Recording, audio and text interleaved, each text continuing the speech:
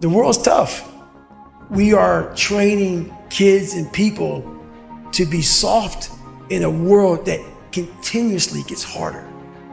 You have to build a person that can withstand the pressures of whatever they're going to be dealing with in life. And we don't do that. How many times in your life have you gone through something you thought you wasn't going to make it? What you have to do is to be steady in the storm. If you're steady, you're going to outlast it. If you're steady, you're going to outlive it. If you're not steady, it's only because you don't have the faith to believe that there's something on the other side of it. Better have a part about you that's tough, a part about you that can break down situations and get better. The devastation, the trauma is going to come, and you can't allow that to become a Jersey barrier. It can't be a Jersey barrier. It has to be something that you can maneuver through very quickly and move forward. That takes a lot of toughness. You got to shut off technology. Go to that dark place. I call it the dark room, where you're alone. No cell phones, no music, no TVs, no computers. You by yourself. Very few people want to be alone anymore. They want to be around noise and people, and you can't think. Shut life off for a little bit. Go to a dark place in your mind and figure out what you want to be. You don't know what you want to be because you haven't spent real time with yourself. Spend time with yourself. And once you find that passion and that purpose, your goals, your purpose, everything will just start lining up. And I'm wondering if there are things echoing in your head right now that are stopping you from living your best life because you will not silence them by speaking back. You shall have whatever you say. Discipline is your best friend. It will take care of you like nothing else can. And will put you on that path. The path to strength and health and intelligence and happiness. I don't care how good you are in anything, you don't have discipline, you ain't nobody. You're nothing without discipline. Because you give up on the slightest struggle without discipline. Discipline is doing what you hate to do, but do it like you love it. What if the truth is that changing your life is one away? One decision, one meeting, one conversation, one extra phone call, one extra rep in the gym. You start stacking up those one mores. That's the separator. In life, we don't get our goals. We get our standards. Don't be afraid to reinvent yourself, and don't be afraid to be different, man. You ain't got to fit in the crowd. I tell my sons all the time, why are you following everybody when you were clearly meant to lead? People that don't have their own visions, they become vision killers. They want nothing more than to talk you out of your own visions. They don't have dreams for themselves. They don't have any hopes. They're hopeless. They're uninspired, unmotivated. They have no dreams. They have nothing they're ambitious about.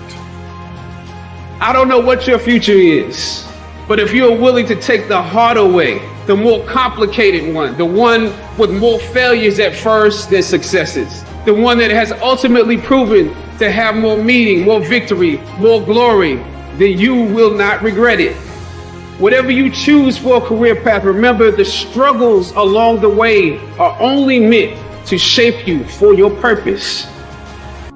I hate plan B. Every thought that you put into plan B, you're taking away now that thought and that energy from plan A. I've never ever had a plan B. Lazy people do a little work and think they should be winning, but winners work as hard as possible and still worry if they're being lazy. The reason most people fail is because they give up what they want most for what they want now. But like I always say, life is 10% what happens to you, is 90% what you do about it. The first step is getting completely and brutally honest enough to say, I am tired of myself. When you say I'm sick and tired of being sick and tired, that's the facilitator of change. That's when you're ready to say these words, no more excuses. Until you have had the taste of finishing,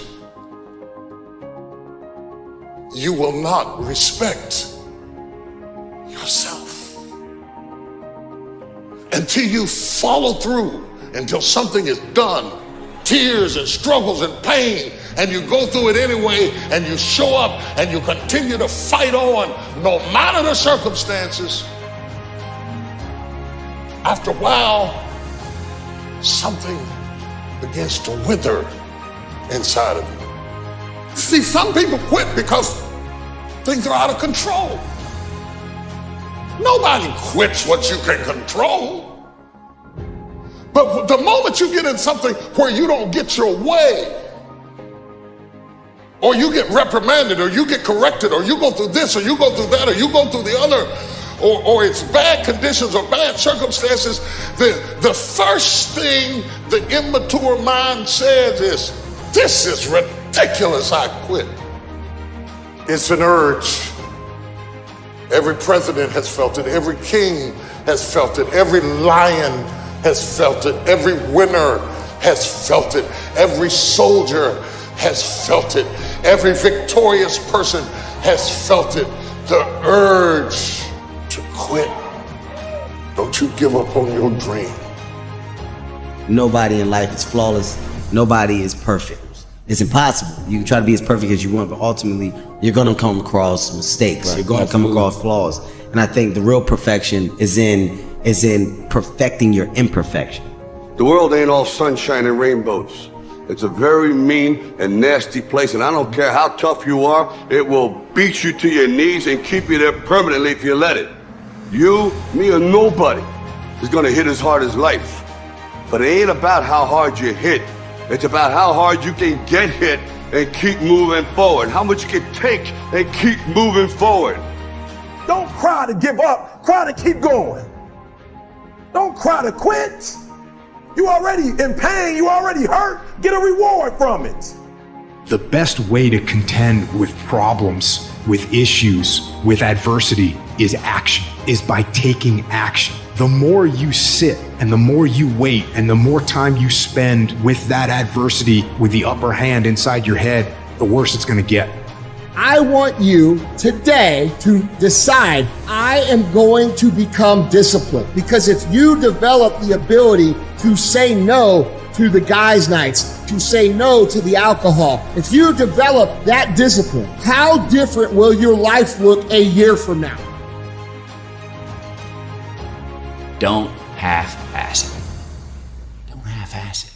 I mean, think about it. If you're gonna do something, if you've chosen to do something, whatever it is, easy, hard, if you give it your all and you don't half-ass it, win, lose, draw, get what you want, don't get what you want, whatever the outcome is, if you don't half-ass it, at least you're not gonna have to wonder, oh, would the outcome have been different?